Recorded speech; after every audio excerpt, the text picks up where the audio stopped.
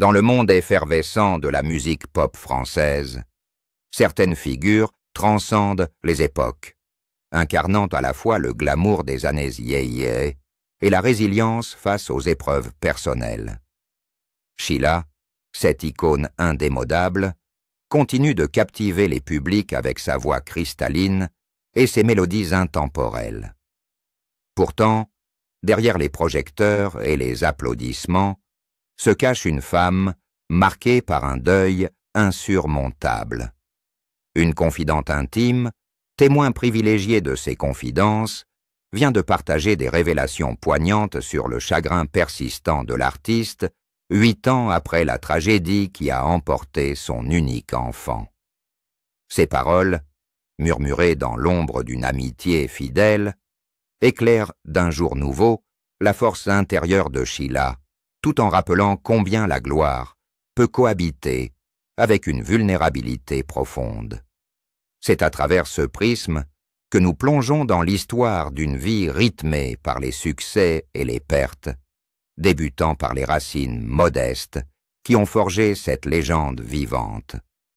Au cœur du Paris d'après-guerre, dans le quartier populaire de Créteil, naît une petite fille destinée à illuminer les scènes françaises. Issue d'une famille modeste, où le père vend des confiseries sur les marchés, elle grandit entourée de l'effervescence des rues animées, apprenant tôt la valeur du travail et de la persévérance. Dès son enfance, une passion pour la chanson s'éveille en elle, nourrie par les disques écoutés en boucle et les spectacles improvisés devant un public familial. À l'adolescence, elle participe à des concours locaux, où sa voix pure et son charisme naturel attirent l'attention des professionnels. C'est ainsi qu'à 16 ans, elle signe son premier contrat, adoptant le pseudonyme qui la rendra célèbre. Les premiers enregistrements révèlent un talent brut, mêlant innocence juvénile et énergie contagieuse, qui séduit immédiatement les auditeurs. Les critiques de l'époque soulignent comment cette jeune interprète apporte une fraîcheur inédite à la scène musicale, en pleine effervescence avec la vague yéyé. Analysant ce début fulgurant, on perçoit déjà les fondations d'une carrière bâtie sur une authenticité rare, où chaque note chantée semble émaner d'une sincérité profonde. Les tournées initiales, bien que épuisantes, forgent son endurance, lui apprenant à naviguer entre les exigences du show-business et ses aspirations personnelles. Des anecdotes rapportées par des collaborateurs de l'époque dépeignent une artiste déterminée, capable de transformer les obstacles en opportunités, comme lors de ses premières apparitions télévisées, où elle conquiert le cœur du public national. Cette phase formative, riche en découvertes et en défis, pose les bases d'un parcours exceptionnel, marqué par une évolution constante qui la distinguera des autres vedettes éphémères. Les années 1960 marquent l'apogée d'une popularité fulgurante pour cette chanteuse qui devient rapidement un phénomène culturel, avec des tubes entraînants comme ceux qui dominent les hit-parades. Elle incarne l'esprit libre et joyeux de la jeunesse française, influençant modes et attitudes. Ses disques se vendent pas par millions, traversant les frontières pour toucher un public européen conquis par son style unique, mêlant pop légère et rythme dansant. Des observateurs notent comment ses performances scéniques, alliant chorégraphie dynamique et costumes audacieux, révolutionne l'image de la chanteuse pop, la positionnant comme une pionnière du divertissement moderne. Au milieu des lumières de la célébrité, la vie privée de l'artiste prend une tournure romantique qui captive l'opinion publique. En 1973, elle unit sa destinée à celle d'un collègue chanteur, formant un couple emblématique qui symbolise l'union parfaite entre deux étoiles de la chanson. Leur mariage, célébré avec faste, donne naissance à un fils unique, apportant une dimension nouvelle à l'existence de la diva.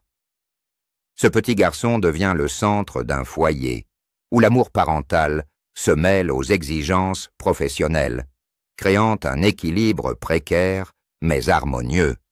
Des descriptions de cette époque peignent une mère attentive, veillant à protéger son enfant des projecteurs, tout en lui transmettant sa passion pour l'art.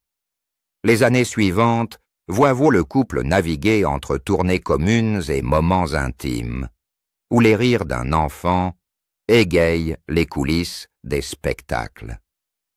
Analysant cette phase, on observe comment la maternité influence subtilement son œuvre, infusant ses chansons d'une tendresse accrue qui résonne auprès des auditeurs. Des confidences partagées plus tard révèlent que les défis d'une vie familiale sous les feux de la rampe, avec des séparations dues aux engagements artistiques.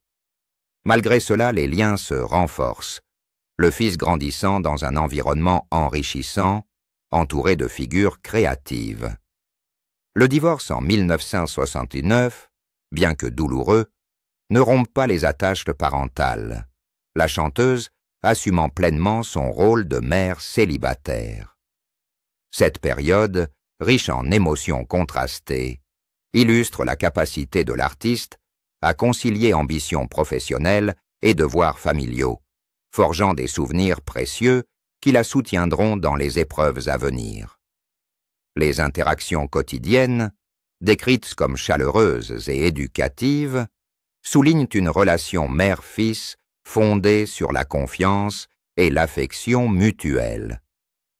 Au fil des années, alors que la carrière de la chanteuse continue de briller sous les feux des projecteurs, des nuages commencent à s'amonceler sur le paysage familial, révélant des tensions subtiles qui échappent souvent au regard extérieur. Le fils, ayant grandi dans un environnement où la notoriété de sa mère imprègne chaque aspect de la vie quotidienne, se lance dans une quête personnelle pour définir son identité propre, loin des échos des applaudissements et des refrains populaires. Des récits issus de cercles proches dépeignent un jeune homme curieux, explorant divers domaines professionnels, des arts aux affaires, mais confronté à des défis internes qui le poussent parfois vers des chemins tortueux. La diva, consciente de ces luttes, multiplie les efforts pour maintenir un dialogue ouvert, organisant des rencontres régulières où les conseils maternels se mêlent à une écoute attentive. Une analyse de cette période met en évidence les complexités inhérentes à une enfance marquée par la célébrité, où l'ombre d'une figure publique peut amplifier les pressions psychologiques, favorisant des questionnements sur l'autonomie et la valeur personnelle. Durant les années 1980 et 1990, l'artiste, tout en enchaînant les tournées internationales et les enregistrements de nouveaux albums, s'efforce de créer des bulles de normalité pour son enfant, comme des vacances discrètes en province ou des activités sportives partagées qui renforcent donc leur complicité. Des témoins de ces moments intimes évoquent des discussions profondes sur les aspirations futures, où la chanteuse encourage l'indépendance tout en offrant un filet de sécurité émotionnelle. Pourtant, des signes de fragilité émergent, liés à des influences extérieures et à des choix de vie qui introduisent des éléments de risque, tels que des fréquentations variées dans le milieu artistique. La mère, avec une vigilance accrue, intervient subtilement, proposant des solutions comme des thérapies ou des changements d'environnement pour apaiser les tourments naissants. En examinant ces dynamiques, on perçoit une évolution vers une relation plus mature, où les rôles s'inversent parfois, le fils devenant un soutien pour sa mère lors de périodes de doute professionnel. Les années 2000 apportent de nouveaux défis, avec des séparations géographiques dus aux engagements de carrière, mais compensés par des communications constantes via des appels et des visites impromptues. Des descriptions de ces échanges soulignent une affection durable, ponctuée d'humour et de souvenirs partagés qui atténuent les distances.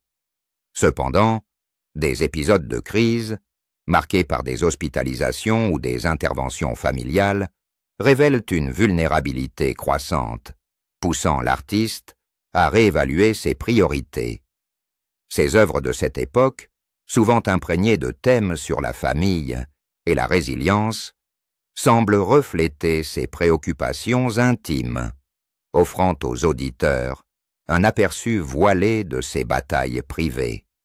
Des collaborations avec d'autres musiciens, inspirés par ses expériences, enrichissent son répertoire d'une authenticité accrue, transformant les épreuves en source de créativité. Au cœur de ces ombres, la chanteuse maintient un équilibre précaire, protégeant son fils des spéculations médiatiques tout en poursuivant son ascension artistique, illustrant la dualité entre gloire publique et lutte personnelle. L'année 2017 s'inscrit comme un tournant funeste dans la vie de cette icône de la chanson, où un événement tragique vient fracasser l'équilibre fragile construit au fil des décennies. Dans la quiétude apparente d'une nuit d'été, du 7 au 8 juillet précisément, le fils unique de l'artiste, âgé de 42 ans, succombe à une overdose fatale, emporté par un cocktail de substances qui met un terme abrupt à une existence jalonnée de hauts et de bas. Les détails entourant ce drame, impliquant des années de lutte contre des dépendances accumulées et des démons intérieurs non résolus, plongent l'entourage dans un tourbillon de chocs et d'interrogations profondes sur les signes manqués. L'annonce publique, faite avec une retenue émouvante, via un communiqué laconique, ébranle non seulement le cercle familial, mais aussi l'ensemble de la communauté artistique et les légions de fans qui avaient suivi de loin cette saga personnelle. Des portraits de ces heures sombres esquissent une mer anéantie, navigante entre le déni initial et une douleur viscérale qui la cloue au lit pendant des jours, entourée d'un petit groupe d'amis fidèles qui veillent sur elle.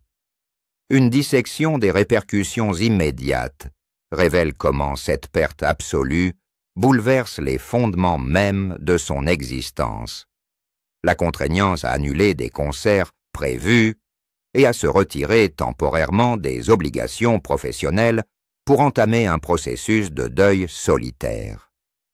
Des confidences de proches dépeignent des nuits blanches hantées par des souvenirs vivaces, où les photos familiales et les objets personnels deviennent des talismans contre l'oubli.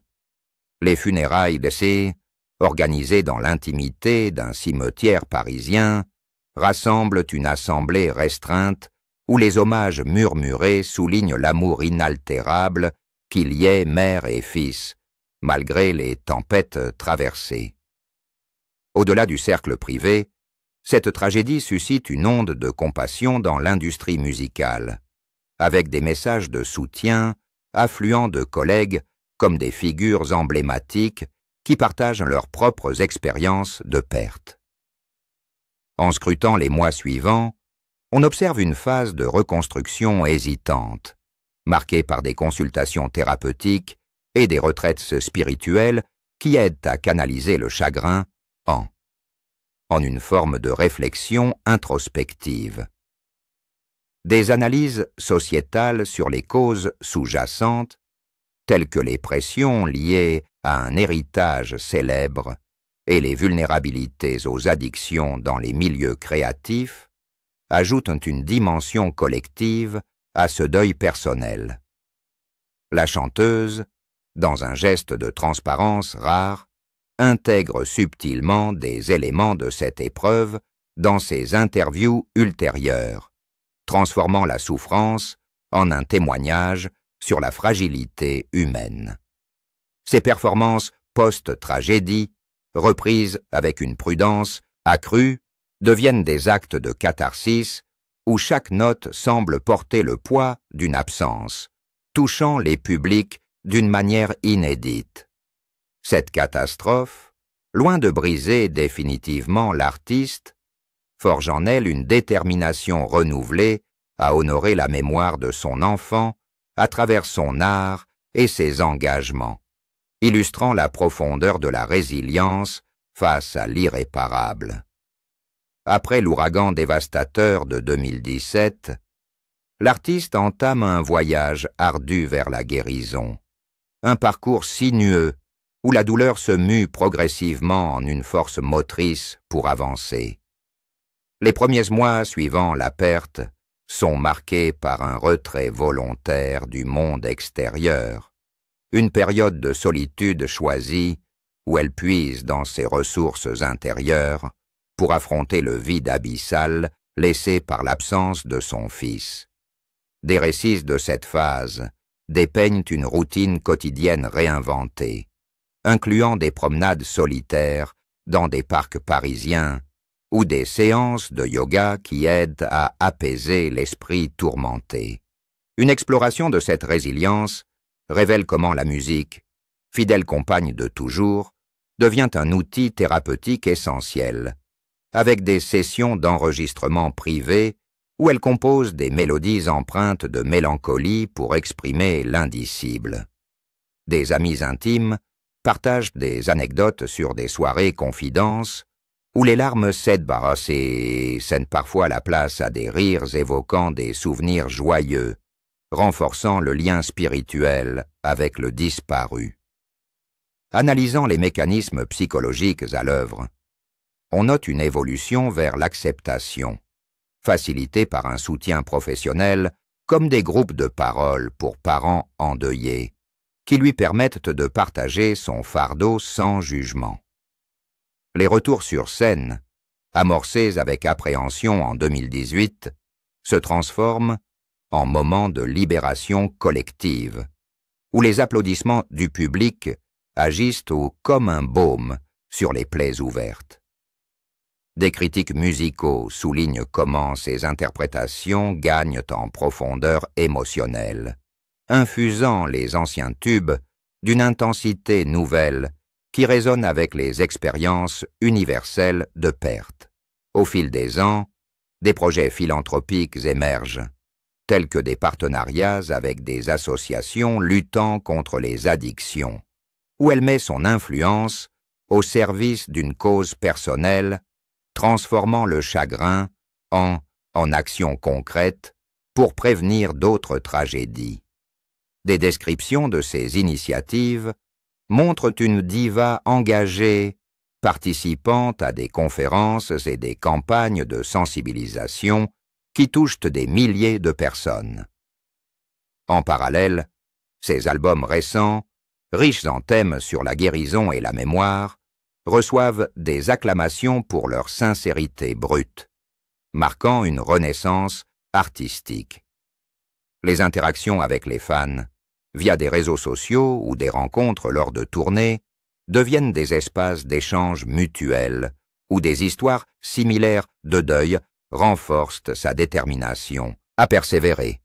Pourtant, des défis persistants subsistent, comme des anniversaires douloureux ou des rêves hantés qui rappellent la permanence de la perte.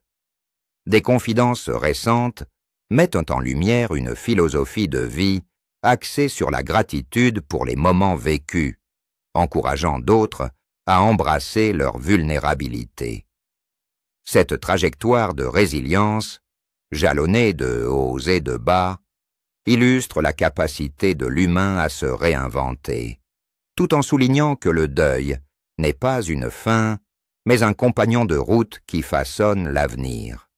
À l'aube de ses 80 printemps, célébré le 16 août 2025, l'artiste demeure une figure vibrante de la scène musicale française, fusionnant avec élégance son passé glorieux et un présent dynamique qui défie les conventions liées à l'âge.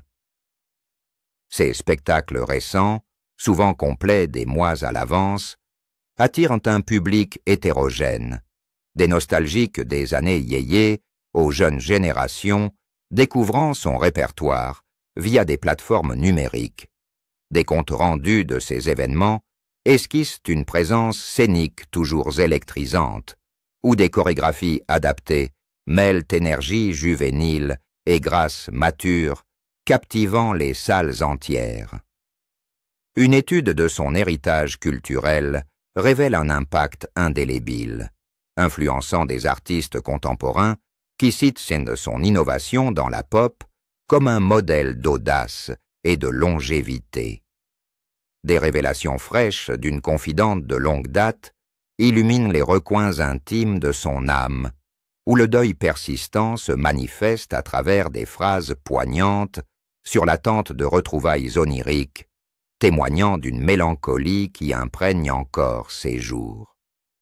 Ces mots, chargés d'une tendresse infinie, soulignent comment le souvenir de son fils infuse chaque décision, des choix de chansons aux engagements personnels, sans entraver sa vitalité créative. Les projets à venir, incluant des collaborations avec de jeunes talents ou des rééditions enrichies de ses classiques, démontrent une soif inextinguible d'innovation, ancrée dans la conviction que l'art transcende les épreuves. En disséquant cet héritage vivant, on observe une harmonie entre triomphes passés, des millions de disques vendus au prix prestigieux, et un engagement actuel pour des causes sociétales, comme la santé mentale dans le show business. Des moments privés, glanés au fil des confidences, dépeignent une sérénité conquise à force de bataille, nourrie par une foi. Présence éternelle au-delà du visible. Cette odyssée, parsemée de lumières et d'ombres, invite à une méditation sur les facettes multiples de la célébrité, où la gloire coexiste avec une humanité fragile et authentique, rappelant que chaque icône porte en elle les cicatrices de la vie réelle. Que pensez-vous de la résilience de Sheila face à une telle épreuve? Croyez-vous que le temps puisse vraiment apaiser un deuil aussi profond, ou les rêves offrent-ils un refuge éternel? Partagez vos réflexions dans les commentaires, likez si cet article vous a touché, et abonnez-vous pour plus d'histoires inspirantes sur les figures culturelles.